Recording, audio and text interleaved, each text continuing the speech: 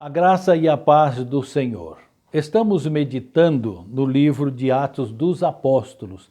Já chegamos no capítulo 13 e eu vou ler os versos de 1 a 5 que diz assim: E na igreja que estava em Antioquia havia alguns profetas e doutores, a saber, Barnabé e Simeão, chamado Níger, e Lúcio, Cirineu, e Manaém, que fora criado com Herodes, o tetrarca, e Saulo. E servindo eles ao Senhor e jejuando, disse o Espírito Santo: Apartai-me a Barnabé e a Saulo para a obra que os tenho chamado. Então, jejuando e orando, e pondo sobre eles as mãos, os despediram. E assim estes, enviados pelo Espírito Santo, desceram a Seleucia e dali navegaram para Chipre. E chegados a Salamina, anunciavam a palavra de Deus nas sinagogas dos judeus e tinham também a João como cooperador, uma igreja preparada para grandes obras. No final do capítulo 11, nós vimos a formação dessa igreja de Antioquia. Depois que houve uma forte perseguição em Jerusalém, os cristãos fugiram de lá. E ao fugirem de lá, por onde passavam, anunciavam a Jesus. Isso aconteceu em toda a Judéia, Samaria e agora caminha para os confins do mundo. E chegou ali em Antioquia. E dali como se fosse um estágio para continuar. E pela primeira vez ali em Antioquia, os discípulos foram chamados de cristãos, porque eles anunciavam a palavra de Deus, anunciavam a Jesus Cristo como o único e suficiente Salvador. E a mão do Senhor era com eles, e um grande número de pessoas se converteu, formando assim a igreja de Antioquia. Hoje nós vamos ver como Deus usou essa igreja. Em primeiro lugar, porque ela tinha uma liderança forte. O verso 1, como nós vimos, havia entre eles profetas e doutores. Liderança forte não é só o pastor.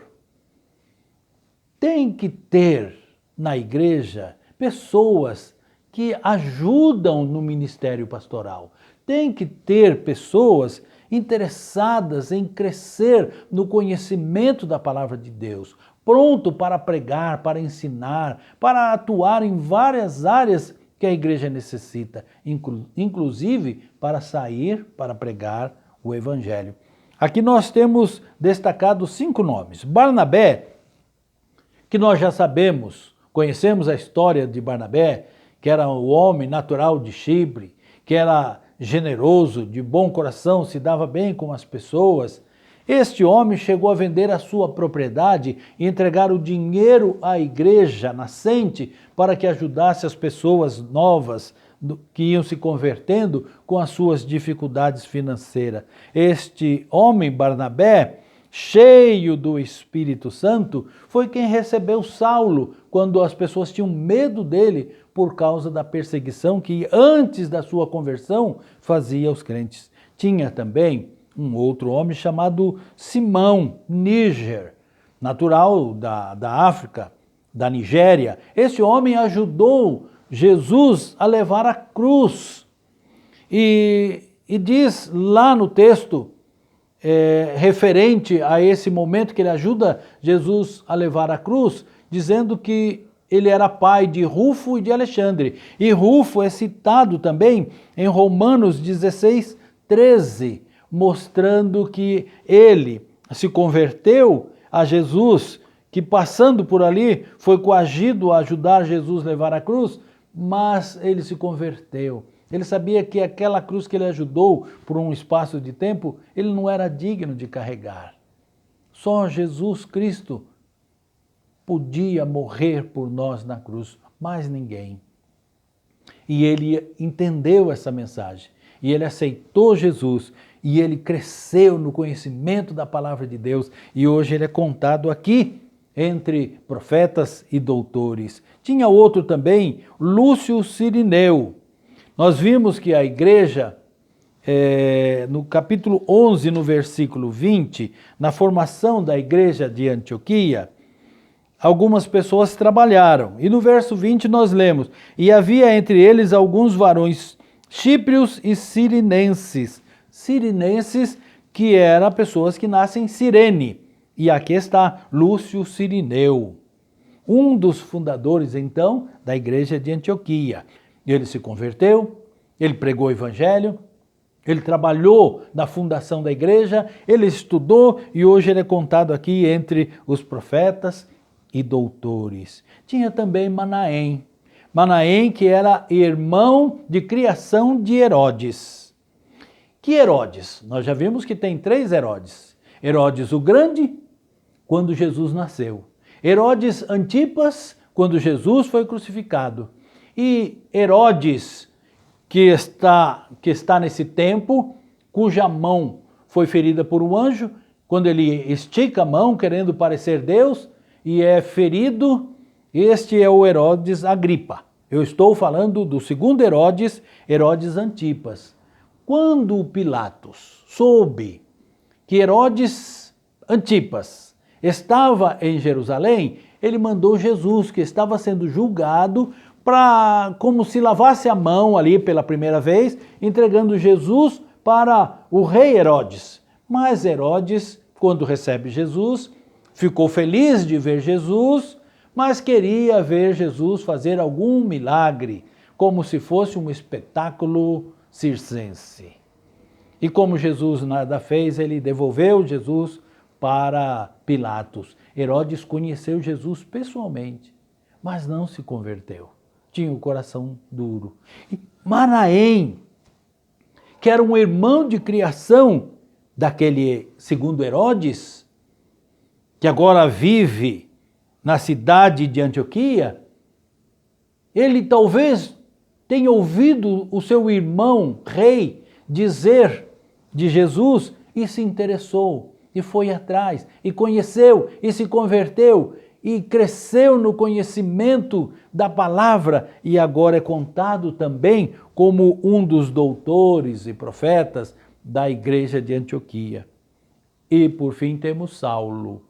Saulo dispensa comentários por enquanto.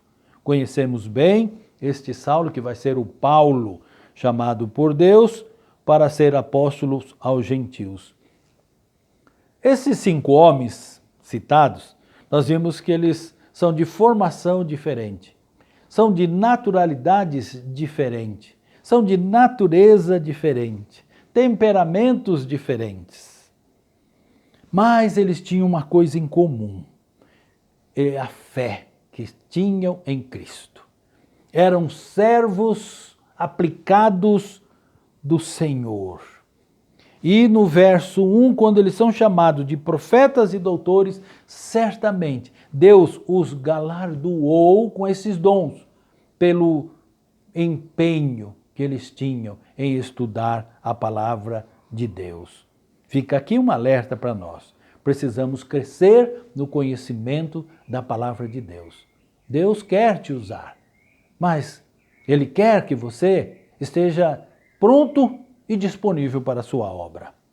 No versículo 2, na primeira parte, nós lemos: e servindo eles ao Senhor e jejuando, disse o Espírito Santo.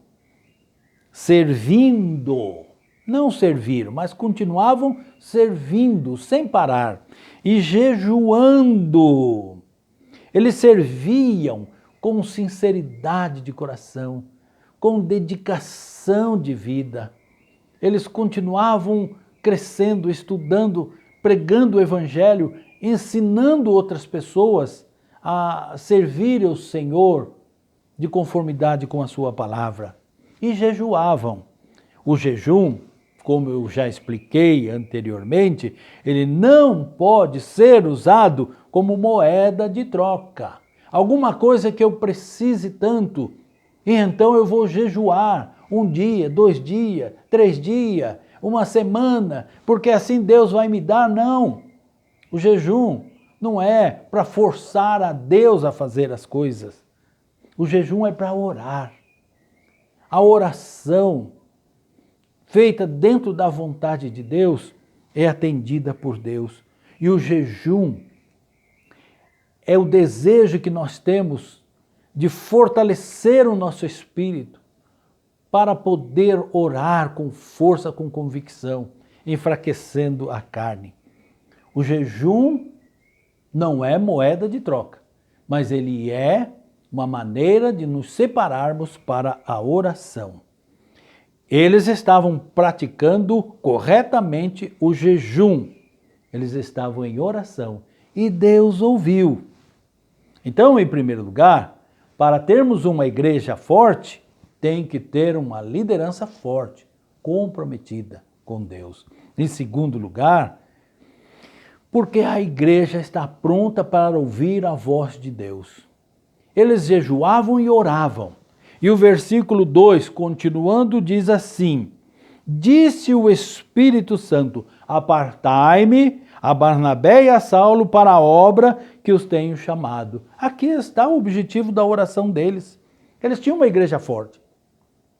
Já tinham alcançado talvez toda a cidade de Antioquia. Mas eles queriam mais, eles queriam servir ao Senhor mais e mais. E a palavra de Deus nos diz: quem tem ouvido, ouça o que o Espírito diz às igrejas. O que é que o sacerdote Eli ensinou ao menino Samuel? Samuel estava deitado lá no seu quarto, lá na sua cama, quando ele ouviu: Samuel, Samuel! Ele se levanta e vai até o quarto do profeta Eli e pergunta: o Senhor me chamou? Ele disse: não, menino. Volta a dormir. Ele volta para sua cama e de novo escuta: Samuel, Samuel. De novo ele levanta e o profeta e o sacerdote lhe diz: não, menino, eu não te chamei. E aconteceu pela terceira vez. E aí o sacerdote Eli diz para o menino Samuel: se você ouvir de novo, você diga: fala, Senhor, o teu servo te ouve. Leia isso lá em 1 Samuel capítulo 3, versículo 9. Deus fala conosco e nós devemos estar sempre prontos para ouvir. Deus continua falando. Agora mesmo Ele está falando conosco através desta pregação. A pregação da palavra é através da palavra de Deus que deve ser anunciado. Eu não estou aqui autorizado por Deus a falar coisas que Deus não falou pela sua palavra. Qualquer coisa que um pregador diga que não esteja pautado na palavra de Deus, não creia, não aceite. Aceite só a palavra de Deus. Fala, Senhor, o teu servo te ouve. E aí nós seremos guiados perfeitamente. Deus fala aos seus servos que estão dispostos a ouvir. Deus fala aos seus servos que estão disponíveis a cumprir aquilo que ele fala. Barnabé e Saulo estavam ali entre os 5. Estavam orando e jejuando. E Deus falou com ele. E falou mexendo com Barnabé e com Saulo. E eles estavam prontos para fazer a vontade de Deus. Estavam dispostos a servir a Deus. Os dois estavam disponíveis. Estavam envolvidos na obra do Senhor. E Deus os chamou. E eles atenderam. Em terceiro lugar, a igreja que Deus quer usar, a igreja forte, para que Deus faça uma grande obra, tem que estar pronta para ouvir e para atender a voz do Senhor. Muitas vezes Deus fala e nós não ouvimos Deus falar. Então, o que vamos fazer se nós não entendemos aquilo que Deus quer de nós? Depois que eles entenderam a vontade de Deus, que o Espírito Santo falou claramente para eles, eles iniciaram, conforme o dizer de Paulo, a carreira proposta por Deus. E eles saíram e pegaram o navio e foram para a ilha de Chipre e estão ali envolvidos já no Evangelho, indo às sinagogas. A igreja fez uma cerimônia. Verso 3 nos diz: Então, jejuando e orando, pondo sobre ele as mãos, os despediram. Colocaram as mãos sobre ele no sentido de orarem por eles, mas também no sentido de dizer para eles: nós estamos com vocês, nós somos a base de vocês, vocês vão e nós vamos ficar aqui orando por vocês e nos reunindo para fortalecer aquilo que vocês precisarem. A igreja participa, orando, contribuindo, indo pregar o evangelho também, porque aonde está a igreja faz parte do mundo que Jesus mandou pregar. Deixar o lugar onde a pessoa mora, deixar seus familiares, deixar a sua igreja, onde às vezes está ali desde criança, e sair para um lugar que nem sabe aonde, com quem vai falar, quem vai encontrar pela frente, onde vai morar. É uma situação difícil, mas precisamos entender que é a vontade de Deus e sob a orientação de Deus, Ele cuida de nós. Mesmo nas lutas, nas dificuldades, nas tempestades, nós vamos ter alegria, paz, felicidade, porque Deus está conosco. É motivo de grande alegria saber que Deus nos chama, Deus está conduzindo a nossa vida, estamos fazendo a vontade de Deus, Deus está à nossa frente. E assim aconteceu com Barnabé e com Saulo. E eles viajaram e pegaram navio e estão lá no meio do mar Mediterrâneo, na ilha de Chipre. E eles vão ali para aquela cidade de Chipre chamada Salamina. E ali eles começam a pregar o evangelho. E nós vamos ver ainda, futuramente, em outras pregações, quantas maravilhas Deus vai fazer através destas vidas que se entregaram a Ele. Agora eu quero concluir, deixando 3 palavras. A primeira é: a obra do Senhor está entregue nas mãos de homens, mas de homens envolvidos com Ele. Deus não entregou a obra e largou na mão. Não, Ele está à frente da obra. Nós é que estamos sendo conduzidos por eles. Homens que estão disponíveis, que se preparam para receber essa comissão. Quando Deus chamou Josué e disse para ele não ter medo, não se desviar nem para a direita, nem para a esquerda, não foi ali que começou a carreira de Josué. Josué já estava com Moisés no deserto, na passagem dos 40 anos.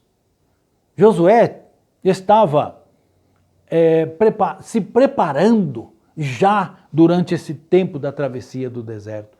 Foi Josué e Caleb que trouxeram as boas notícias da terra que eles ganharam do Senhor.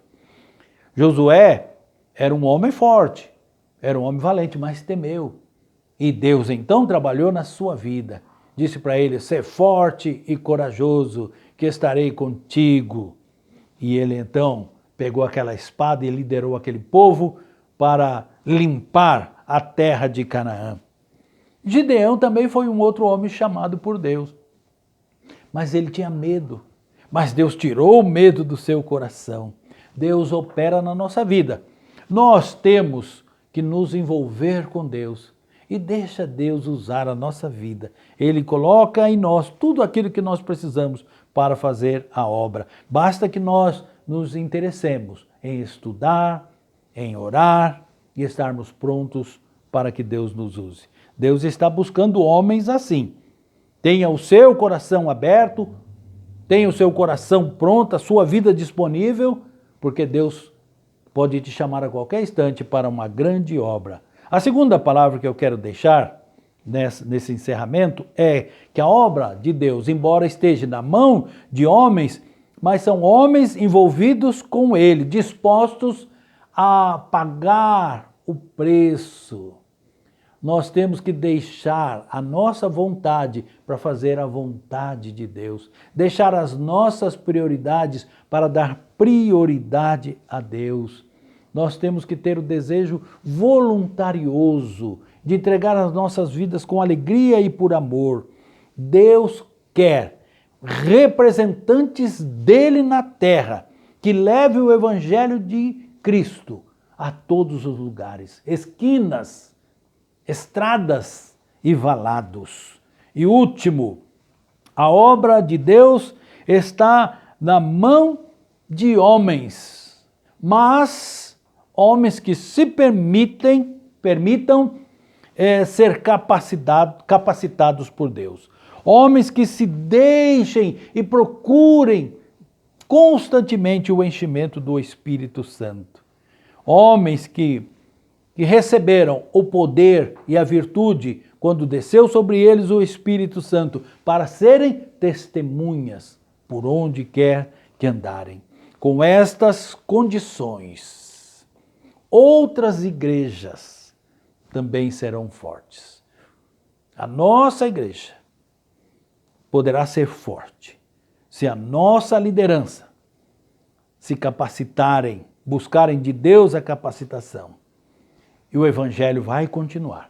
Como ele chegou até aqui, ele vai continuar. Deus vai levantar homens para a pregação do evangelho. Em nome de Jesus.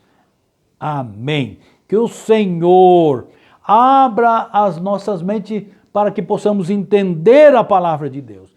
Que o Senhor abra os nossos ouvidos para podermos ouvir a voz do Espírito Santo. Que o Senhor abra o nosso coração para que desejemos fazer a sua vontade. Que o Senhor nos dê força física, saúde para sair para pregar o Evangelho. Em nome de Jesus, amém.